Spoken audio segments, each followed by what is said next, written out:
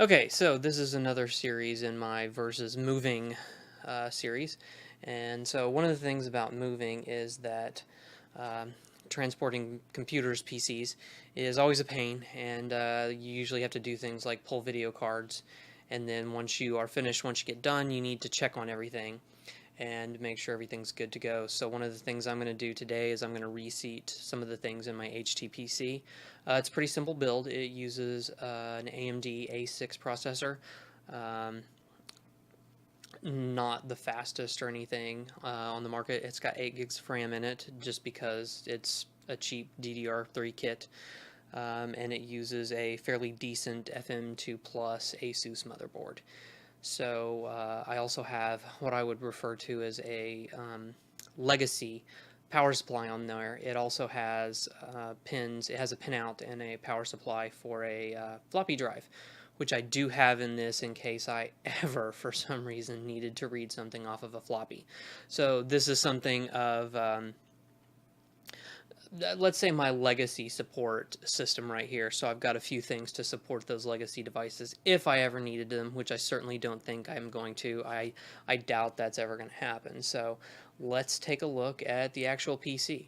So as you can see, I'm just running the stock cooler on my processor, mainly because I wanted something that was quiet and didn't generate a whole lot of heat.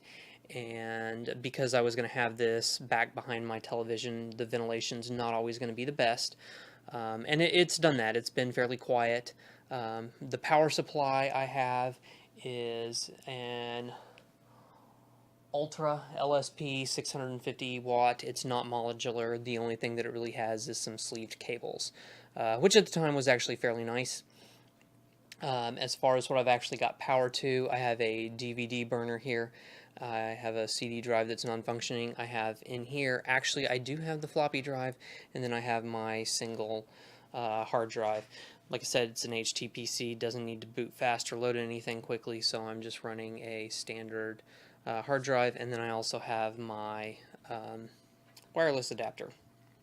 In the back, I have my adapter for my mouse. This does have several USB 3.0 ports, which is nice. Not that it gets used a lot. What it does have is the HDMI out built onto the motherboard. So, like I said, a couple of things after you've transported a computer. One of the things I want to do is check and make sure dust levels and everything are okay. And so if you take a look into this, still looks pretty good. Not a whole lot of anything going on. Cables are fairly well in place still. So I just want to make sure that everything is still in good shape. So I'm going to pull everything out and unseat it. I'm going to check and make sure that nothing is wiggling and all the drives are nice and in shape. Power supply is good. Nothing going on there. So what I am going to do is unseat and reseat my RAM. Unfortunately, motherboards that were built in this era, not motherboards, cases that were built in this era really don't have a lot of cable management. If you notice, I can barely get my finger underneath some of these things to try and do any cable management. The motherboard tray only extends out to there, really doesn't have a lot. I could barely get a full-size graphics card in something like this, but there is room if I did some better cable management. I've got these pulled up through the back here. Just so that there's one little bit of cable management. If you notice, this was designed to accommodate lots of different styles of motherboards. I have a 4-pin and an 8-pin here. I have the 24-pin where I can pull off 4, so it's a 20 or 24-pin ATX connector.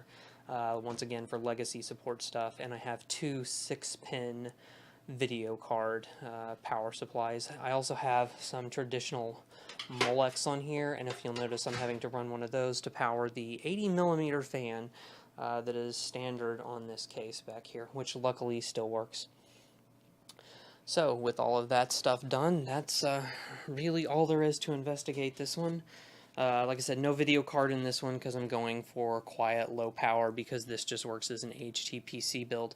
At some point in time, I will probably go through and install some other software on it as it's been recently upgraded to Windows 10, and it's getting used less and less because the Amazon Fire Stick actually works very well for everything especially now that Sling TV has added their beta support for their multi-stream, and they carry FS1, for example, which has been playing the Copa America. My wife is a big soccer fan, and the PC was one of the main ways that we used to watch soccer. Usually we'd find international feeds to watch because Americans just don't watch much soccer. That's changing a little bit, and Fox Sports 1 has picked up a lot of that. And so it's been nice to be able to legally get all of those things without having to find ways to go around and do other things. So really all that's left on this one is to just kind of batten down the hatches, and then hopefully in the future I will get some stuff together where I show maybe some installation of something like Kodi or something, just to make it a little more accessible from the living room, like I said, so that it competes a little better with that Fire Stick as something that's actually useful. Otherwise, I will have to turn this into some other kind of machine. So, as I said, like, there is nothing toolless about this, which is kind of unfortunate. This is how it used to have to work. You had to actually find tools to do all of your PC modifications and checks and things like that. No dust filters or anything on this, really. And with just the one fan, there's not a lot of air movement, but I have put thermal probes in here to check temperatures. I've also done hardware monitors to check temperatures while it's running. It does just fine, like I said, with no more hardware than it's in it. I'm not really looking for a lot as far as fans or anything goes, and it does the job. So just a nice simple case, and here, I can bring it up to the front, and we can here turn it up the correct way. And if you'll notice, it was so like I said, the DVD player, an old CD burner, actual working floppy drive is in here, and then there were some USB things on the front, and it was originally a Pentium 4 in here. It's had a few different things go through it, so there you go. Not much of a review or anything, just kind of a couple of quick little things that I'm doing as part of finishing up the move. And so there we have it. Hopefully I will continue on with this one, and like I said, we'll show some installation of some other software and some other things as time goes on. Thank you.